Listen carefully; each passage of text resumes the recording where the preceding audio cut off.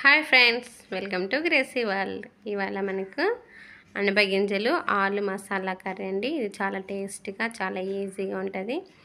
ఇది మీరు ఎలా ప్రిపేర్ చేసుకోవాలనో చూసేద్దాము. ఫస్ట్ ప్యాన్ పెట్టి ప్యాన్లో 2 స్పూన్స్ ఆయిల్ వేసి ఆయిల్ హీట్ అయిన తర్వాత ఒక ఆనియన్ చిన్నగా ముక్కలుగా కట్ చేసి అందులో వేసిన తర్వాత ఇవి మంట లో ఫ్లేమ్లో పెట్టి మంచిగా కుక్ అయ్యేంత వరకు ఫ్రై చేసుకుందాము. కొన్ని తాలింపు గింజలు వేసి చూడండి, తాలింపు గింజలు వేసి మంచిగా ఫ్రై చేసుకోవాలి. ఇలా ఫ్రై చేసుకొని మంచి గోల్డెన్ కలర్ వచ్చేంత వరకు మంచిగా ఫ్రై చేసుకోవాలి. ఈ కర్రీ చాలా టేస్టీగా ఉంటుందండి. అదేవిధంగా ఇది రాయలసీమ స్టైల్లో ఇది రొట్టెకైనా రోటీకైనా సంగటికైనా చాలా టేస్టీగా ఉంటుంది. 1 స్పూన్ అల్లం వెల్లిపాయ పేస్ట్ వేసి పచ్చి వాసన పోయేంత వరకు మంచిగా ఫ్రై చేసుకోవాలి. ఎందుకంటే ఇదైతే చాలా టేస్ట్గా ఉంటుంది. ఇది అనప గింజల కర్రీ చాలా హెల్దీ. కానీ ఈ అనప గింజలు మంచిగా పచ్చి వాసన పోయేంత వరకు ఫ్రై చేసుకున్నాం కదా.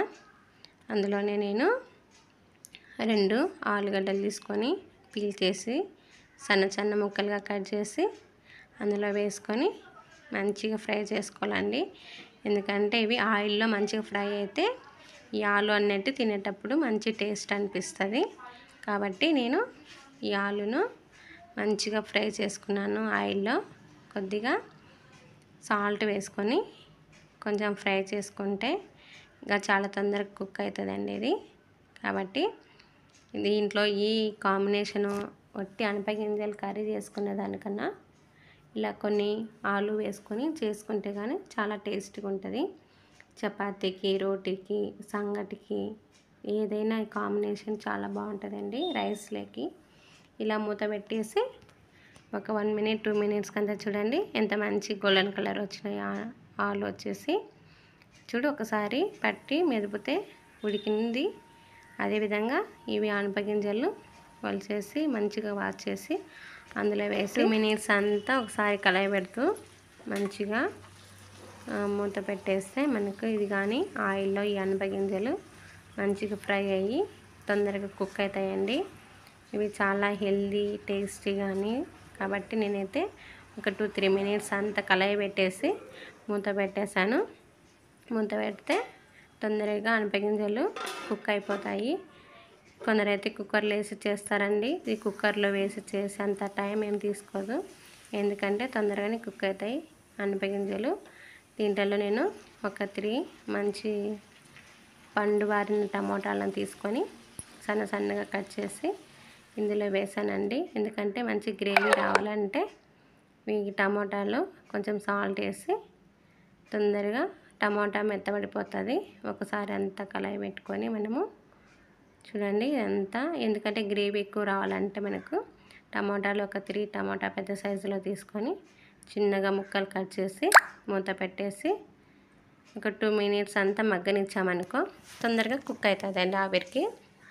కాబట్టి ఇది తీసేసి చూడండి ఎంత తొందరగా టమోటాలు మగ్గేసాయో.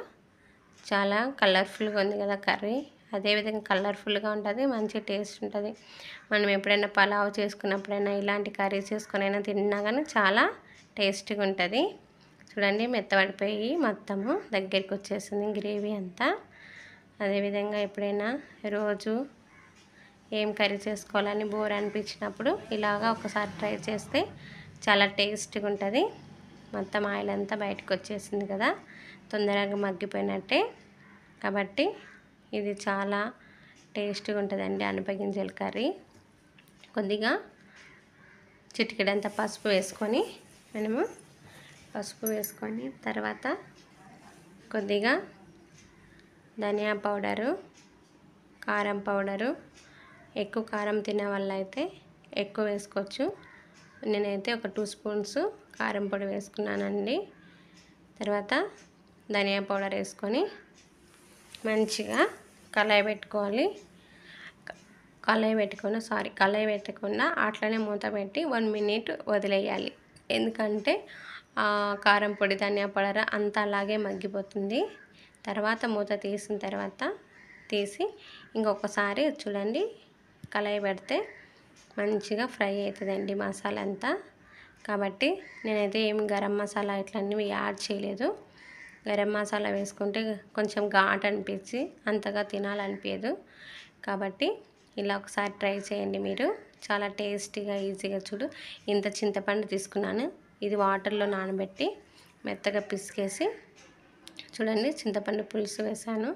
ఎందుకంటే ఇది మనకి ఈవినింగ్ వరకైనా మంచిగా పాడైపోకుండా మంచిగా ఉంటుందని నేను కొద్దిగానే కొంచెము చింతపండు రసం పోసి ఒక 2 మినిట్స్ అంతా కళాయి పెట్టి మూత పెట్టానండి. అంతే. ఇది ఎంతో టేస్టీ ఈజీ అయిన అనపగింజల ఆలు మసాలా కర్రీ చాలా టేస్టీగా ఈజీగా ఉంటుంది. కాబట్టి మీరు కూడా ప్రతి ఒక్కరు ట్రై చేయండి. ట్రై చేసి మీరు కామెంట్ బాక్స్లో కామెంట్ పెట్టండి ఎలా వచ్చేసిందని. చూడండి ఎంత మంచిగా ఆయిల్ వచ్చేసింది కదా పైకి. చూడు, ఒక్కసారి కళాయి పెడితే ఎంతో టేస్టీగా అలాగే తినాలనిపించేస్తుంది. చూడండి, ఇంకా రెడీ అయిపోయినట్లే కర్రీ. ఈ సర్వింగ్ బౌల్లోకి తీసుకొని సర్వ్ చేసుకుంటే ఎంతో ఎమ్మి టేస్ట్ అయిన అనపగింజల కర్రీ రెడీ. మన ఛానల్ మీరు ఫస్ట్ టైం చూస్తున్నట్లయితే ప్లీజ్ సబ్స్క్రైబ్ చేయండి, లైక్ చేయండి, షేర్ చేయండి.